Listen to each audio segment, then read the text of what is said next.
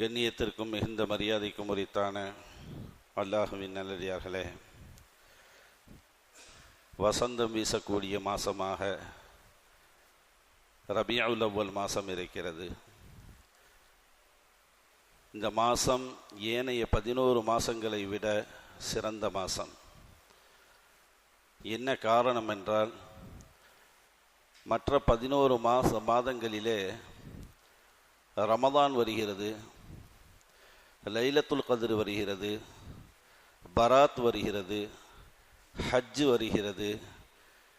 இது போன்ற பல வகையான நன்மைகளை அள்ளித்தரக்கூடிய சிறந்த மாதங்கள் 11 மாதங்களிலே இருந்தாலும், அந்த 11 மாதங்களிலே வரக்கூடிய ஹஜ்ஜாக இருக்கட்டும், உம்ராவாக இருக்கட்டும், லைலத்துல் கத்ராக இருக்கட்டும், ரமதானாக இருக்கட்டும், நோம்பாக இருக்கட்டும், ஜகாத்தாக இருக்கட்டும், எதுவாக இருந்தாலும் சரி, இந்த ரபியுல் அவ்வல் மாதத்திலே நபிகள் நாயகம் வரவில்லை என்றால் அந்த 11 மாதத்திலே வரக்கூடிய எதுவுமே நமக்கு கிடைத்திருக்காது. அல்லாஹ் ஜல்லஷானஹு தஆலா நமது நாயகம் ஸல்லல்லாஹு அலைஹி வஸல்லம் அன்னவர்களை பார்த்து சொல்லுவான், நபியே நாயகமே ரசூலே ஹபீபே, உங்களை படைக்கவில்லை என்றால் எதையுமே நான் படைத்திருக்க மாட்டேன் என்று அல்லாஹ் சொல்லுவான். நபிகள் நாயகம் ஸல்லல்லாஹு அலைஹி வஸல்லம் அன்னவர்களை படைத்ததனுடைய விளைவாகத்தான் உலகத்தில் இருக்கக்கூடிய அனைத்து படைப்புகளும் படைக்கப்பட்டது. அது மலக்காக இருக்கட்டும், ஜின்னாக இருக்கட்டும், மனிதனாக இருக்கட்டும், மரம் செடி கொடியாக இருக்கட்டும், கால்நடைகளாக இருக்கட்டும், வானிலே மிளறக்கூடிய சந்திரனாக இருக்கட்டும், சூரியனாக இருக்கட்டும், நட்சத்திரமாக இருக்கட்டும், கோள்களாக இருக்கட்டும், சுவனமாக இருக்கட்டும், நரகமாக இருக்கட்டும், எதுவாக இருந்தாலும் சரி, ரசூல் ஹபீப் நமது நாயகம் முஹம்மது நபி ஸல்லல்லாஹு அலைஹி வஸல்லம் அன்னவர்கள் என்ற அந்த பேரொளியின் மூலியமாக, அந்த ஒளியின் மூலியமாகத்தான் அனைத்தையுமே நான் படைத்திருக்கின்றேன் நாயகமே என்று அல்லாஹ் ஜல்லஷானஹு தஆலா சொல்லுவான். அப்படிப்பட்ட ரசூலுல்லாஹி ஸல்லல்லாஹு அலைஹி வஸல்லம் அவர்கள் உலகத்திற்கு உதயமான இந்த மாசத்திலே அவர்கள் குறித்து பல்வேறு தகவல்களை நாம் அறிந்து கொள்ள கடமைப்பட்டிருக்கின்றோம். நமக்கெல்லாம் ஒரு பிறந்த நாள், ரசூலுல்லாஹி ஸல்லல்லாஹு அலைஹி வஸல்லம் அன்னவர்களுக்கு 2 பிறந்த நாள். நாமெல்லாம் நம்முடைய தாய் வயிற்றிலிருந்து வந்ததை பிறந்த நாள் என்பதாக கொண்டாடுவோம். நமது நாயகம் ஸல்லல்லாஹு அலைஹி வஸல்லம் அன்னவர்களும் தாய் வயிற்றிலிருந்து தான் வந்தார்கள். நம்மை போன்று அதுவும் அவர்களுக்கு பிறந்த நாள் இந்த ரபியுல் அவ்வல் மாதம். அப்ப இன்னொரு பிறந்த நாள் நபிகள் நாயகத்திற்கு எது என்பதாக கேட்கின்ற பொழுது, அல்லாஹு ஜல்லஷானஹு தஆலா ரசூலை, நமது நபியை ஒளியாக அல்லாஹ் முதலிலே படைத்தான் அல்லவா, ஒளி பிறந்த நாள். நபிகள் நாயகம் ஸல்லல்லாஹு அலைஹி வஸல்லம் அன்னவர்கள் ஒளியால் படைக்கப்பட்டவர்கள். அந்த ஒளியை அப்படியே மாறி மாறி மாறி மாறி ஆதம் அலைஹிஸ்ஸலாத்து வஸ்ஸலாம் அன்னவருடைய முதுகந்தண்டில் அல்லாஹ் வைத்து, அந்த முதுகந்தண்டிலிருந்து வரிசையாக இப்ராஹிம் அலைஹிஸ்ஸலாம், இஸ்மாயில் அலைஹிஸ்ஸலாம் என்பதாக அல்லாஹ் அதை மாற வைத்து கடைசியாக ரசூலுல்லாஹினுடைய தந்தை அப்துல்லாஹ் ரதியல்லாஹு அன்ஹு அன்னவருடைய முதுகந்தண்டிலே அல்லாஹ் வைத்து அதை அல்லாஹ் ஆமினா அம்மா அவர்களுடைய வயிற்றிலிருந்து அல்லாஹ் வெளிப்படுத்தினான். வரலாற்று நூலாசிரியர்கள் சொல்லுவார்கள், இந்த அப்துல்லாஹ் உலகத்திற்கு வந்தது எதற்கென்றால், நபிகள் நாயகம் ஸல்லல்லாஹு அலைஹி வஸல்லம் அன்னவர்கள் என்ற அந்த பேரொளியை இந்த உலகத்திலே வெளியிலே கொண்டு வருவதற்காக வேண்டி, அதை ஆமினாவினுடைய வயிற்றிலே கொடுப்பதற்காக வேண்டிதான் வந்தார்கள். கொடுத்தார்கள், மரணித்தார்கள் என்பதாக வரலாற்றில் நம்ம பார்க்கின்றோம். அந்த நபிகள் நாயகம் ஸல்லல்லாஹு அலைஹி வஸல்லம் அன்னவர்கள் நமக்கு நபியாக கிடைத்தது நாம் என்ன புண்ணியம் செய்தோமோ தெரியவில்லை, அவர்களுக்கு நாம் உம்மத்தாக வந்திருக்கின்றோம். எல்லா வகையான பேருபகாரங்களையும் ரசூலுல்லாஹி ஸல்லல்லாஹு அலைஹி வஸல்லம் அவர்கள் நமக்கு செய்திருக்கின்றார்கள்.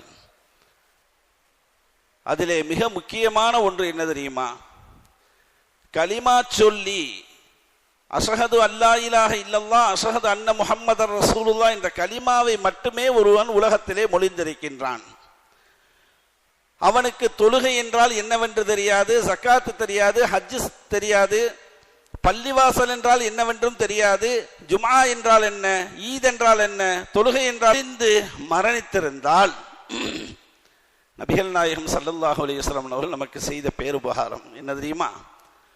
அவன் அந்த கடமைகளை விட்ட அந்த குற்றத்திற்காக வேண்டி தண்டனைகளை அனுபவித்து விட்டு அதற்கு பின்னால் கண்டிப்பாக அவன் சுவனத்திற்குள்ளே புகுவான் என்று ரசூலுல்லாஹி ஸல்லல்லாஹு அலைஹி வஸல்லம் அவர்கள் நமக்கு செய்த பேருபகாரம்.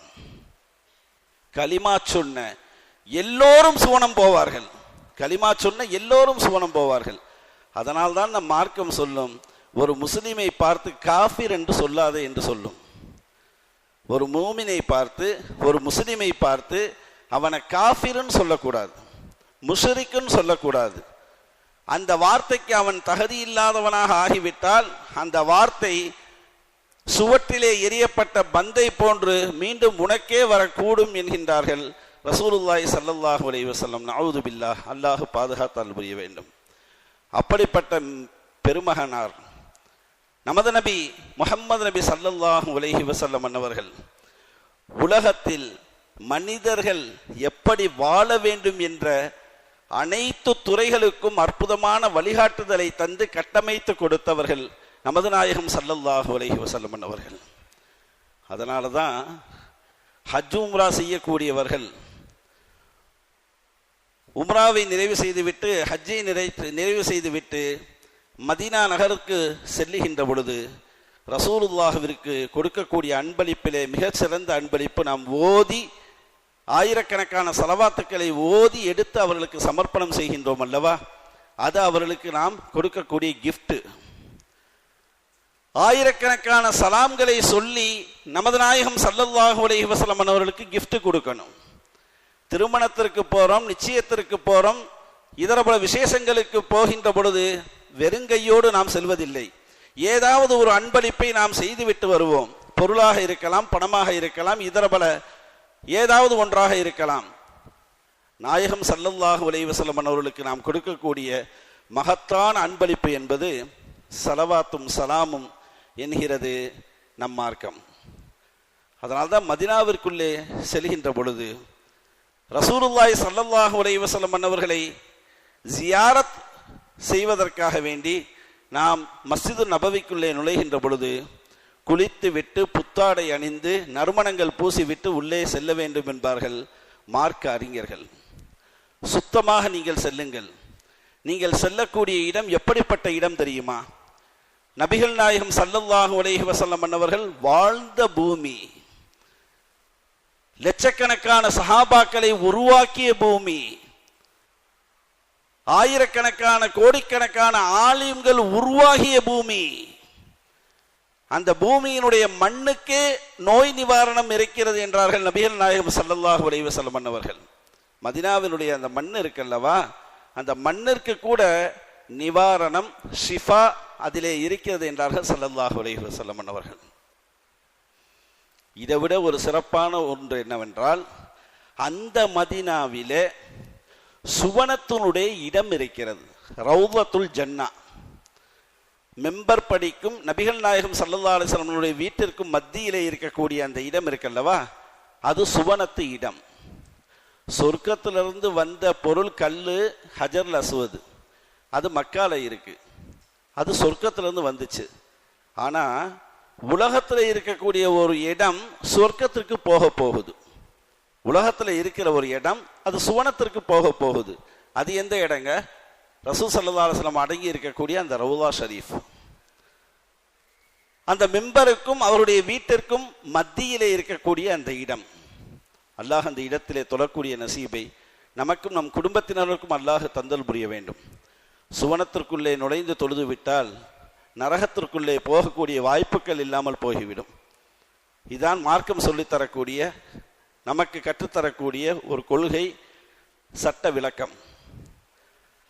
அப்படிப்பட்ட நபிகள் நாயகம் ஸல்லல்லாஹு அலைஹி வஸல்லம் அவர்கள் இந்த உலகத்தில் மனிதன் எப்படி வாழ வேண்டும் என்ற அழகான விஷயங்களை சுருக்கமாக ஹதீஸாக சுன்னத்தாக நமக்கு தந்திருக்கின்றார்கள்.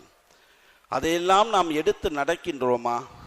சர்வசாதாரணமாக அதை உள்வாங்கிவிட்டு கடந்து செல்கின்றோமா என்பதைத்தான் நாம் பார்க்க வேண்டும். மிகப்பெரிய ஒரு மார்க்க அறிஞர் சொன்னார், ரசூலுல்லாஹி ஸல்லல்லாஹு அலைஹி வஸல்லம் அவர்கள் எப்படிப்பட்டவர்கள் என்றால், அவர்கள் ஒரு நிலை கண்ணாடி என்று சொன்னார். வீட்டிலே மாட்டி வைக்கக்கூடிய நிலை கண்ணாடி இருக்கல்லவா, முகம் பார்க்கும் கண்ணாடி, அந்த கண்ணாடி என்று சொன்னார். அந்த கண்ணாடியிலே எல்லோரும் வந்து பார்க்கலாம். கண்ணாடியில் குழந்தைகள், வாலிபர்கள், பெரியவர்கள், கருப்பர்கள், அசிங்கமானவர்கள், அழகானவர்கள், இப்படி யாராக இருந்தாலும் சரி, அந்த நிலை கண்ணாடியிலே பார்த்தால் அவரவர்களுடைய அந்த குறைகளை எல்லாம் அந்த கண்ணாடி சரி செய்யும்.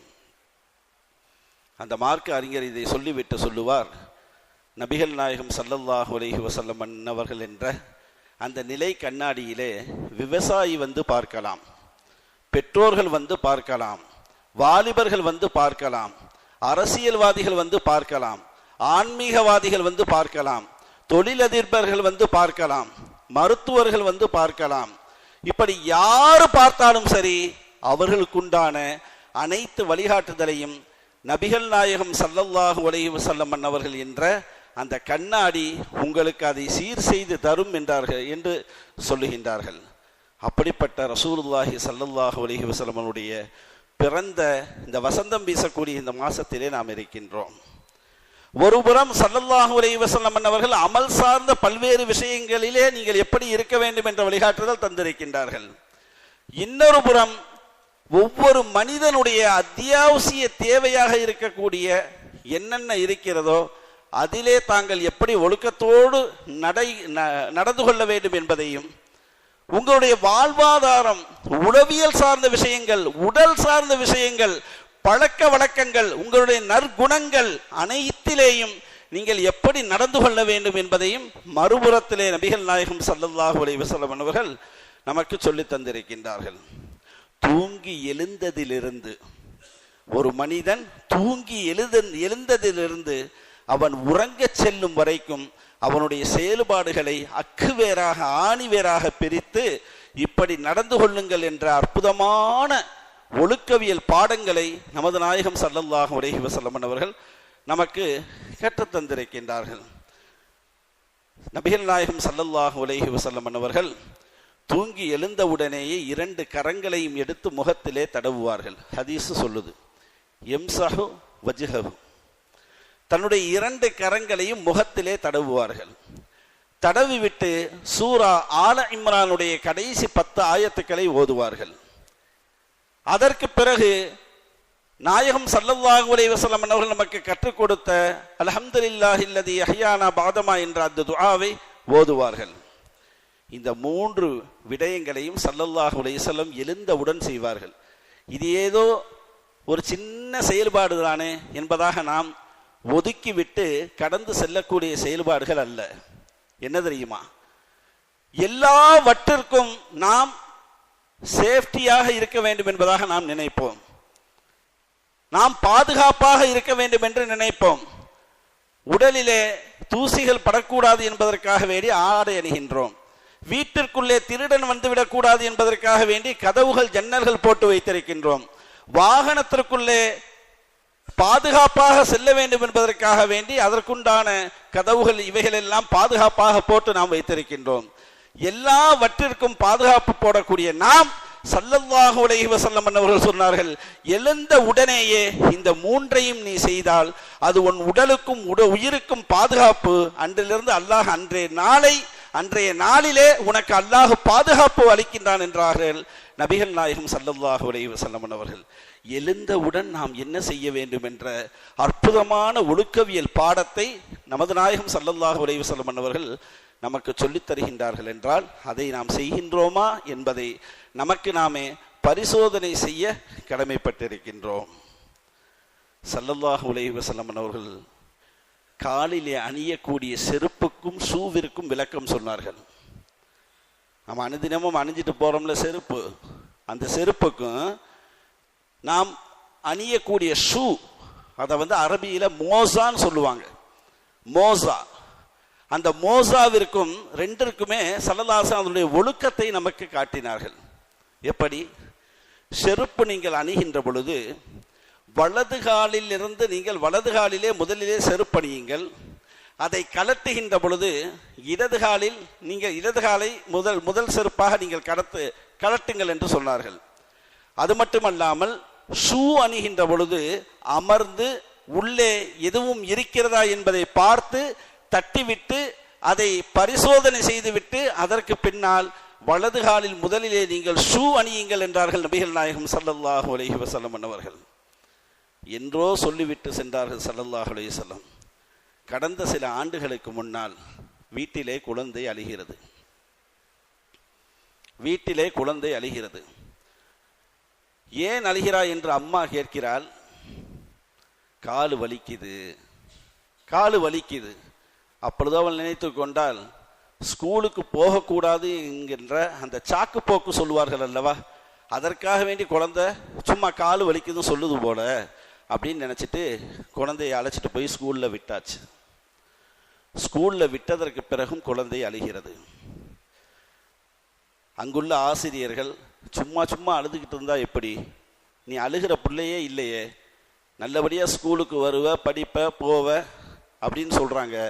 அந்த குழந்தைக்கு சொல்ல தெரியல, காலு வலிக்குது. என்ன வலிக்குது? காலு வலிக்குது. சரி, லேசான வலி போல என்பதாக அமர வைத்து விட்டு ஆசிரியரும் பாடம் நடத்த சென்று விட்டார்கள். கொஞ்ச நேரத்தில் உடம்பெல்லாம் நீல நிறமாக மாறுகிறது. குழந்தைக்கு உடம்பெல்லாம் நீல நிறமாக மாறுகிறது. ஆசிரியர்கள் பார்த்து விட்டு அதிர்ச்சியாகி உடனே மருத்துவரை அழைத்து அல்ல மருத்துவரிடத்தில் அழைத்து செல்கிறார்கள். அந்த குழந்தைய இன்னா லில்லாஹி வ இன்னா இலைஹி ராஜிஊன், வஃபாத் ஆயிருச்சு குழந்தை. என்ன காரணம்? எதற்காக வேண்டி இந்த குழந்தையினுடைய உடல் நிறம் புளுவாக மாறியது, நீலமாக மாறியது? எந்த அடிப்படையில் குழந்தை வஃபாத்தானது என்பதை மருத்துவர்கள் ஆய்வு செய்து பார்க்கின்ற பொழுது அந்த குழந்தையினுடைய ஆடைகளை கலட்டுகின்றார்கள். ஒன்றுமில்லை, ஷூவை கலட்டி உள்ளே பார்க்கின்ற பொழுது ஒரு கருந்தேல் உள்ளே ஒளிந்திருக்கிறது. ஷூவுக்குள்ளே ஒரு கருந்தேல்.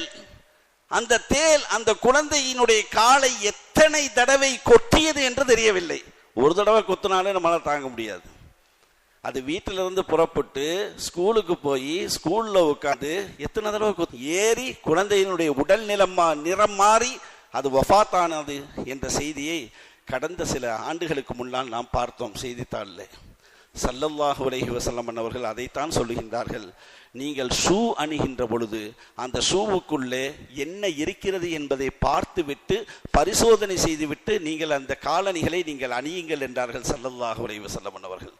1400 ஆண்டுகளுக்கு முன்னால் மனிதனுடைய உச்சந்தலையிலிருந்து உள்ளங்கால் வரை இருக்கக்கூடிய அனைத்து உறுப்புகளும் சரி, அந்த உறுப்புகளுக்கு அணியக்கூடிய அணிகலன்களும் சரி, இவைகளிலே எப்படி நீங்கள் ஒழுக்கத்தோடு இருக்க வேண்டும் என்ற உன்னத பாடத்தையும் படிப்பினையையும் நமது நாயகம் ஸல்லல்லாஹு அலைஹி வஸல்லம் அவர்கள் நமக்கு சொல்லி தந்தார்கள். பாருங்க, நபி ஸல்லல்லாஹு அலைஹி வஸல்லம் சொல்லக்கூடிய அனைத்து செய்திகளையும் சுன்னத்துக்களையும் வழிமுறைகளையும் நமக்கு அளப்பரிய பாடங்களும் படிப்பினைகளும் நமக்கு இருக்கிறது.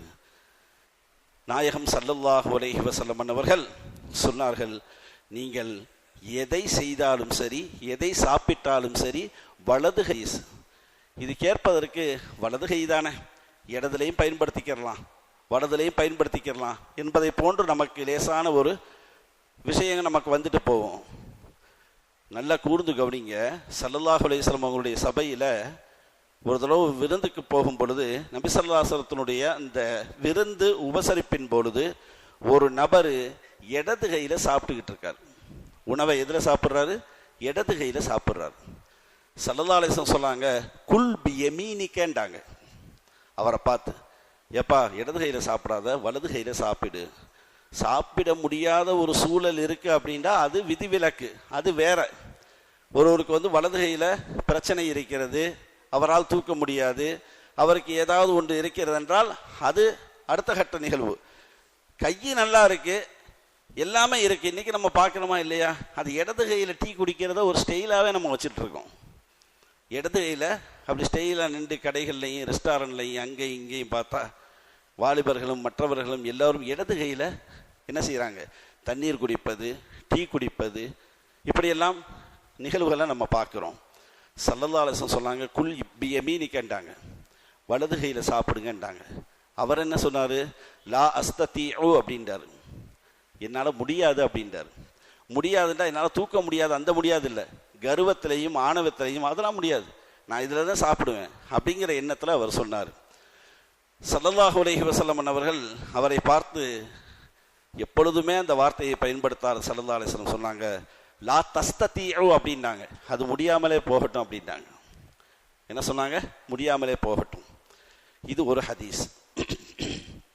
இப்போ நம்ம வலது கையில் சாப்பிட்றது எவ்வளோ பெரிய முக்கியத்துவம் அப்படிங்கிறத மருத்துவ ஆய்வு, அதை நான் சொல்கிறேன் உங்களுக்கு.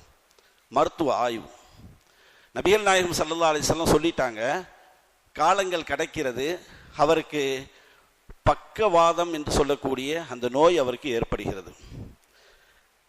பரலைஸ் என்று சொல்லக்கூடிய அந்த நோய், அந்த நோயின் மூலியமாக, வாதத்தின் மூலியமாக அவருக்கு வலதுகை செயலிழந்து விட்டது. இந்த ஹதீஸு நபிகள் நாயகம் ஸல்லல்லாஹு அலைஹி வஸல்லம் 1500 ஆண்டுகளுக்கு முன்னால் சொன்ன செய்தி. இன்றைய நவீன காலத்தினுடைய மருத்துவர்கள் சொல்றாங்க, ஒருவருக்கு வலதுகை நல்ல நிலைமையிலிருந்து நல்ல நிலைமையில் தூக்க முடிந்து ஆக்டிவாக இருக்கக்கூடிய ஒரு மனிதர் வேண்டுமென்றே அதிகமாக இடது கையை பயன்படுத்தினால், இடது கையை அவர் குடிப்பதற்கு, சாப்பிடுவதற்கு, மற்ற இதர பல இதுகளுக்கு அவர் பயன்படுத்தினால் அவருக்கு பரலைஸ் என்று சொல்லக்கூடிய பக்கவாதம் அவருக்கு வர அதிக வாய்ப்பு இருக்கிறது என்பதாக மருத்துவ குறிப்பு நமக்கு சொல்லித் தருகிறது. நபிகள் நாயகம் ஸல்லல்லாஹு அலைஹி வஸல்லம் அவர்கள் சின்ன சின்ன செய்தியாக இருந்தாலும், அதை நான் சுபுஹ் தொடர் பயானில் கூட நான் சொன்னேன், ஸல்லல்லாஹு அலைஹி வஸல்லத்துக்கு 6 சிறப்பு அல்லாஹ் கொடுத்துருக்கான், யாருக்கு கொடுக்காத சிறப்பு அப்படின்னு சொன்னேன்.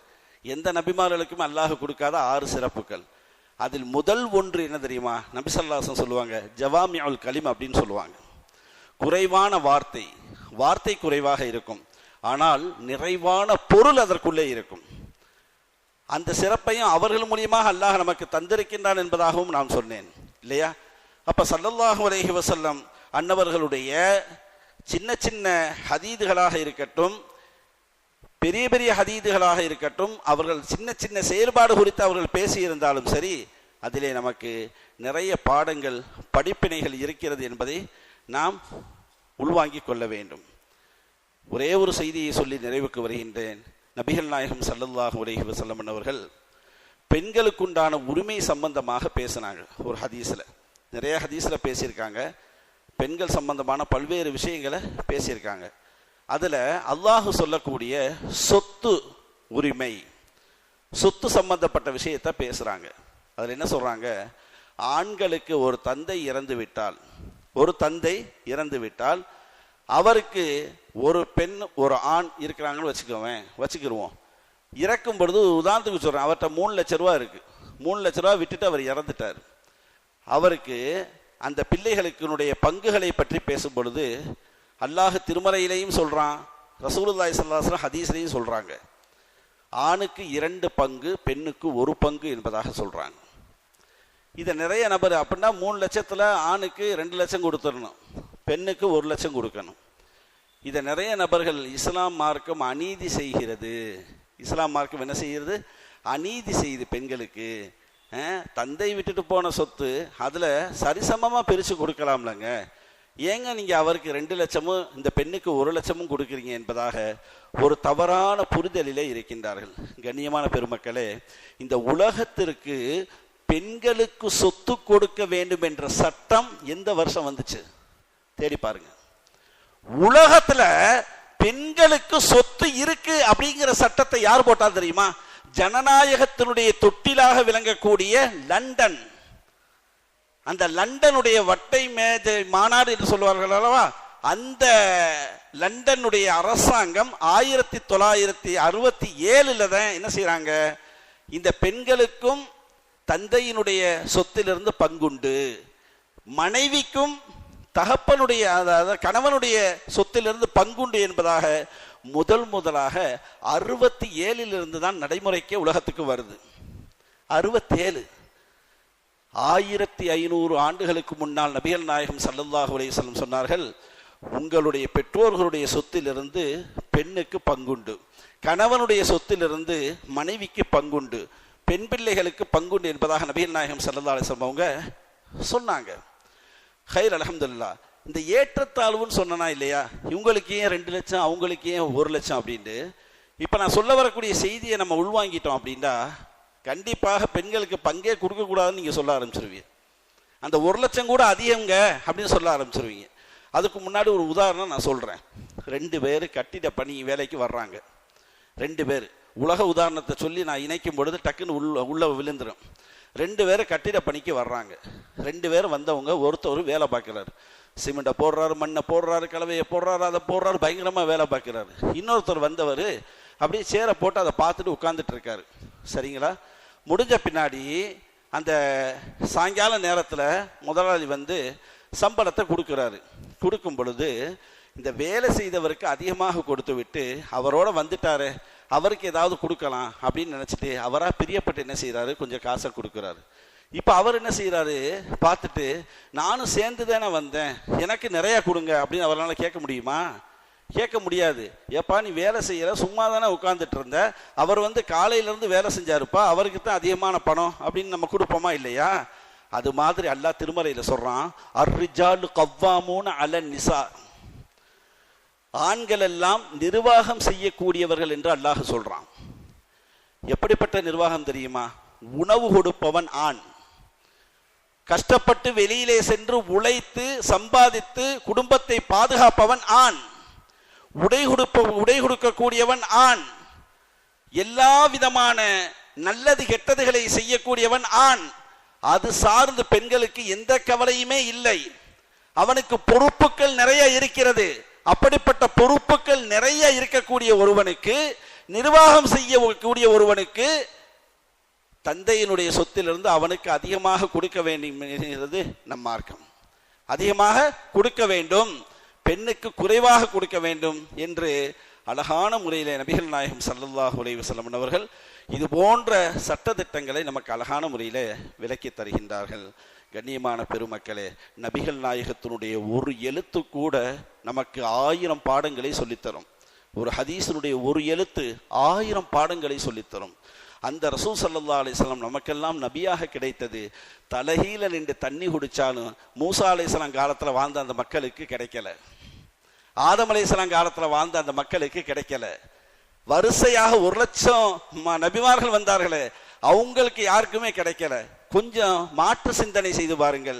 நம்ம ஆதம் அலைஹிஸ்ஸலாம் காலத்தில் நம்ம பிறந்திருந்தோம்னு வைங்களேன், அவங்களுக்கு நபியா இருந்தோம்டா, அவங்களுடைய நபியினுடைய உம்மத்தாக நம்ம இருந்தோம்டா, இந்த சலுகையில ஒரு சொட்டு கூட அவங்களுக்கு கிடையவே கிடையாது, எதுவுமே கிடையாது. அல்லாஹ் நமக்கு தந்திருக்கின்றான் என்றால் அந்த நாயகத்தை உள்வுணர்வோடு உள்வாங்கி உள்ளத்திலே, சதையிலே, இரத்தத்திலே, நரம்பிலே, எலும்பிலே ஸல்லல்லாஹு அலைஹி வஸல்லம் அன்னவர்களை நாம் புகழ வேண்டும். அப்படிப்பட்ட வாழ்க்கையிலே தன்னுடைய வாழ்க்கையினுடைய பகுதியை ரசூலுல்லாஹ்வை புகழ்ந்து புகழ்ந்து புகழ்ந்து பாடிய சீனி முகமது கூட நேற்று வஃபாத் ஆயிட்டாங்க. வஃபாத்திலே ஒரு ரகசியம் இருக்கு தெரியுமா? வஃபாத்தில் ஒரு ரகசியம். அவர் வாழ்க்கை ஃபுல்லாக ரசூலுல்லாஹ் புகழ்ந்து தான் பேசினாங்க. அவங்களே அந்த அவர் புகழ்ந்த அந்த பாட்டை இணையதளத்தில் பரப்பி அவங்களுக்கான துவா செய்யுங்க போட்டாங்க. மறுப்பவர்களே போட்டு துவா செய்ய சொல்றாங்க. அல்லாஹ் எப்படி, அவர் மரணத்தில் என்ன ரகசியம் அப்படின்னா, 10 ரூபாய் யாருக்குமே செலவு வைக்கலை, மருத்துவமனையில் பல ஆண்டுகள் படுக்கலை, வீட்லேயும் வந்து யாருக்கு எந்த சிரமத்தையும் கொடுக்கல. வளமை போல வந்தார், கடைசி தொழுகை சுபுக அதையும் கலா இல்லாமல் தொழுதுட்டாரு, போனார், எல்லாம் வாங்கினார், வீட்டுக்கு பாலை வாங்கிட்டு வந்தார், டீயை போட சொன்னார், குடித்த உடனே சிரசில் ஏறிச்சு, அல்லாஹ் அஜலை முடிச்சிட்டான், வஃபாத் ஆயிட்டார். இது ஒன்றா? நான் ரகசியம் சொன்னல, என்ன ரகசியம் தெரியுமா? நபிகள் நாயகம் ஸல்லல்லாஹு அலைஹி வஸல்லம் அன்னவர்களை ஆயுளிலே புகழ்ந்து புகழ்ந்து பாடிய அந்த நாவிற்கு அல்லாஹ் கொடுத்த கிஃப்ட் என்ன தெரியுமா? இந்த ரபீஉல் அவ்வல் மாசத்தில் தான் நபிகள் நாயகம் பிறந்தார்கள். ரபீஉல் அவ்வல் மாசத்தில் தான் ஸல்லல்லாஹு அலைஹி வஸல்லம் உலகத்திற்கு உதயமானார்கள். அப்படிப்பட்ட அந்த மாசத்திலேயே புகழ்ந்த அந்த நாவிற்கு சொந்தமான அந்த உயிரை நான் எடுத்துக்கொள்கின்றேன் என்பதாக அல்லாஹ் எடுத்துக்கொண்டான். இந்த சப்ஜெக்ட் வந்ததுனால அவரை சொன்னேன். சப்ஜெக்ட் வந்ததுனால அவர் சொன்னேன். நாவூருனிபாக்கு இணையான ஒரு குரல் என்றால் தமிழகத்தில் அவருடைய குரல் தான், நமக்கு தெரியும். அந்த அளவிற்கு ஸல்லல்லாஹு அலைஹி வஸல்லம் மீது ஆஷிக்குர் ரசூலாக அவர் இருந்தார். அல்லாஹ் அவருடைய பாவங்களை மன்னிச்சு உயர்ந்த அந்தஸ்தை கொடுக்கட்டும். ஆக கண்ணியமான பெருமக்களே, அந்த நாயகம் ஸல்லல்லாஹு அலைஹி வஸல்லம் அவர்கள் மீது நாம் அதிகமான அன்பு நேசபாசங்களை நாம் வைக்க வேண்டும். அதிகமான ஸலவாத்துக்கள் ஓத வேண்டும். சொன்ன அனைத்து சுன்னத்துக்களை முழுமையாக பின்பற்றி பேணி நடக்கக்கூடிய தௌஃபீக்கை அல்லாஹ் நமக்கும் நம்முடைய